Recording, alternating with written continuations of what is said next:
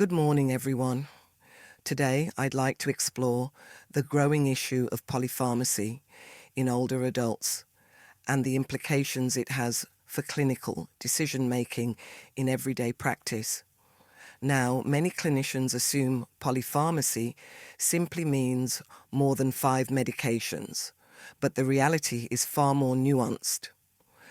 The challenge isn't the number of medicines itself, but rather whether each one continues to offer meaningful benefit in relation to the patient's goals, comorbidities, and functional capacity.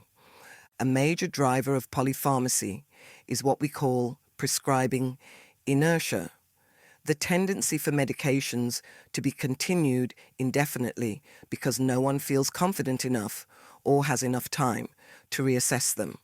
This occurs frequently when multiple specialists are involved. Each clinician adds what is necessary for their specialty area, but few take responsibility for looking at the whole picture. As a result, older adults may end up with medication lists that no longer reflect their current needs. Another factor is the misinterpretation of guidelines.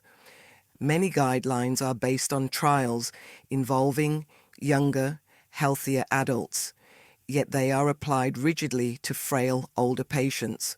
For instance, aggressive targets for blood pressure or glycemic control may place an older patient at greater risk of dizziness, falls, or hypoglycemia. What might be ideal on paper becomes completely inappropriate in practice. We also need to acknowledge the impact of communication gaps. Older adults may see several clinicians and assume each one knows about the other's prescriptions. In reality, information sharing is often incomplete.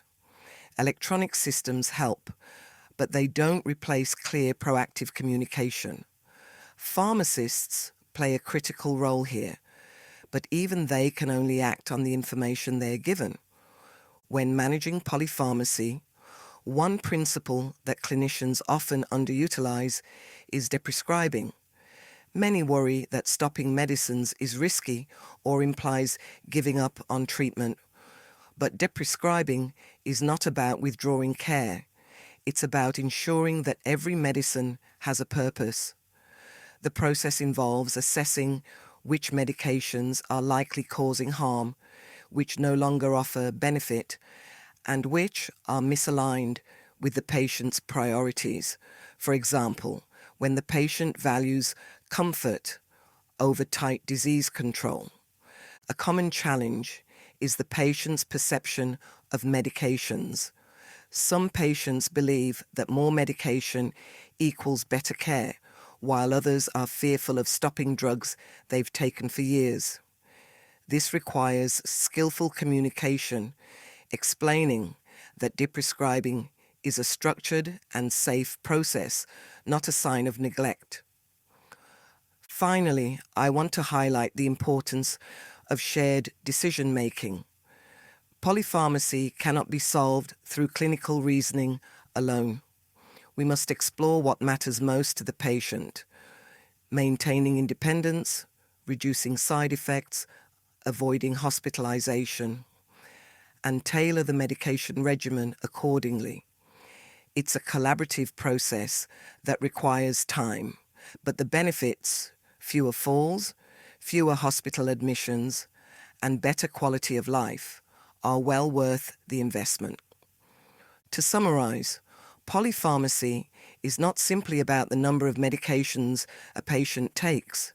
It's about ensuring that the medications they do take are appropriate, beneficial, and aligned with their goals. Effective management requires vigilance, communication, and a willingness to challenge long-standing prescribing habits.